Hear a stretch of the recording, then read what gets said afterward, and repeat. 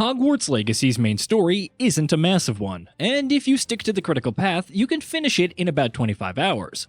But those who want to invest more time into the game have plenty of scope to do just that. Across its massive open world map, Hogwarts Legacy is brimming with optional activities and side quests, and though the latter in particular never reach the standards of some of the games in the genre that have the best optional content, there's still plenty of stuff to love. Here, we're going to talk about a few such side quests in Hogwarts Legacy that, if you're playing the game, you definitely shouldn't miss. Note, there are several spoilers ahead for several side quests in Hogwarts Legacy. The Man Behind the Moon. Unlocked a few hours into the game, The Man Behind the Moon is a long, multi-hour spanning side quest that tasks you with collecting demiguise moons scattered throughout the Hogwarts map. And it goes above and beyond in trying to deliver something that's more than just a cookie-cutter collectathon quest. It starts off with a fun stealth section that also first grants you access to Alamora, following which many previously inaccessible locations become accessible.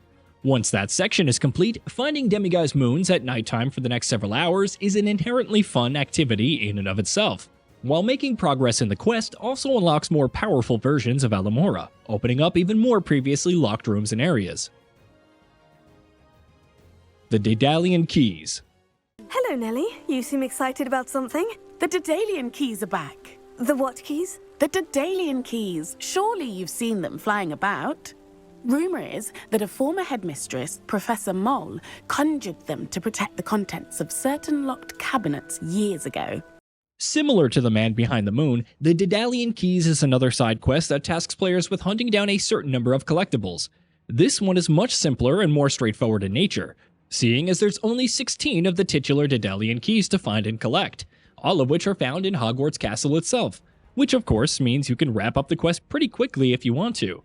The reward at the end of the quest, a Relic House robe that glows every time you cast a spell, might not be particularly special, but the activity of finding the keys, following them to their cabinets, and then getting them into their keyholes never stops being fun. In the Shadow of the Study. Hogwarts Legacy may not have a morality system baked into its gameplay, but it does flirt with the idea in its In the Shadow of line of side quests. These quests come in a group of 3 and revolve around Slytherin student Sebastian Sallow, with whom you dive deeper and deeper into the world of dark magic, ultimately learning all 3 of the unforgivable curses, one each per quest. The first, In the Shadow of the Study, sees you entering a secret scriptorium built by Salazar Slytherin himself, where you navigate a maze, see Sebastian's friend Ominous speak Parseltongue, and learn Crucio, the torture curse. At the end of the side quest, you can even find a diary entry written by Salazar Slytherin himself, where he even talks about the Chamber of Secrets and the basilisk slumbering within. In the Shadow of Time. The stakes continue to get higher as you progress further into Sebastian's questline, and in the quest titled In the Shadow of Time, you get to learn Imperio, the mind control curse. Before that, of course, you have to traverse a catacomb filled with spiders and search for a lost relic. While once you've learned the curse, there's still plenty more to go. The tensions between Sebastian and Ominous continue to rise to dramatic effect, while the quest caps off with a final fight against a group of Ranrock's loyalists in Feldcroft, Sebastian's hamlet. In the Shadow of the Relic. Sebastian's eventful questline comes to a close with In the Shadow of the Relic, a late-game quest that sees you finally learning the third and final unforgivable curse, Avada Kedavra, which instantly kills whatever target you cast it on.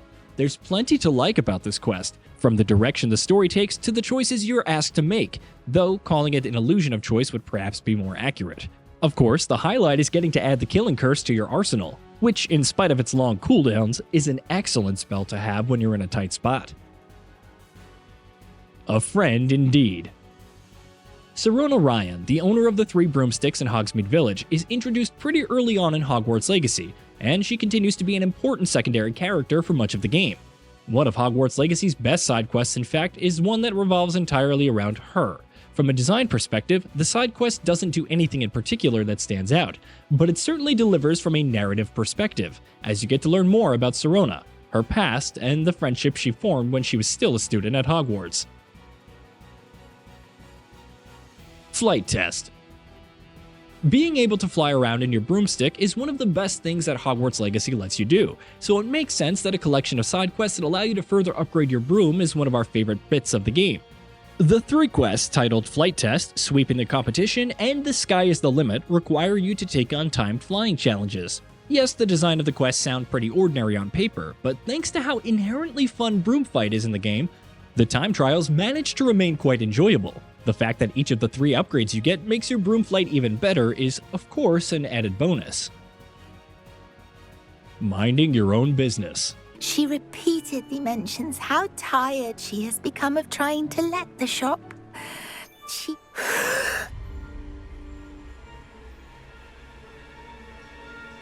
Are you alright? Are you holding your breath? One of the longer side quests in the game, Minding Your Own Business, is quite an eventful roller coaster, and it delivers in more ways than one. From beginning to end, it keeps sprinkling in a variety of objectives, from solving puzzles to engaging intense combat encounters to exploring new locations, with a particular highlight being when you play with a projectile-throwing poltergeist. Narratively, too, there's plenty to like here, and the house elf that the quest revolves around in particular is a highlight of the quest, not least thanks to the way her story revolves and the part you play in it. It opens a chest in the back room of this shop. Oh, yes. Penny wonders if you should open the chest. Are you holding your breath again? Penny must get back to work now. Phoenix Rising. Several hours into Hogwarts Legacy, you'll add a vivarium facility to the Room of Requirement, which allows you to capture and tame your very own personal collection of magical beasts, allowing them to live much healthier and happier lives away from the grasp of poachers. One quest in particular sees you heading out with Deke in search of a phoenix, and it serves as one of the game's highlights. From the design of its combat encounters to the fact that you get to spend more time with Deke, one of the game's better characters, to, of course, being able to capture a phoenix, this quest does more than enough to stand out in the memory. My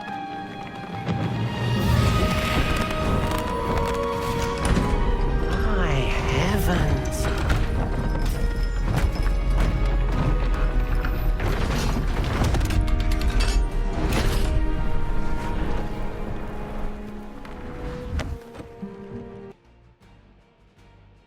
The Unique Unicorn.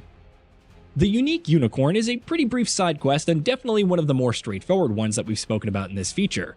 Even so, it's one that we can't help but bring up, purely because as its name suggests, it lets you capture an elusive and mystical unicorn and bring the glorious beast back to your vivarium. If you're hell-bent on completing Hogwarts Legacy's take on the Pokédex, this quest is pretty much unmissable. Hey, did you know that we at Gaming Bolt upload new videos every day? Stick around, drop a like, and subscribe. Hit that bell and let us know what kind of content you'd like to see in the future with a comment below.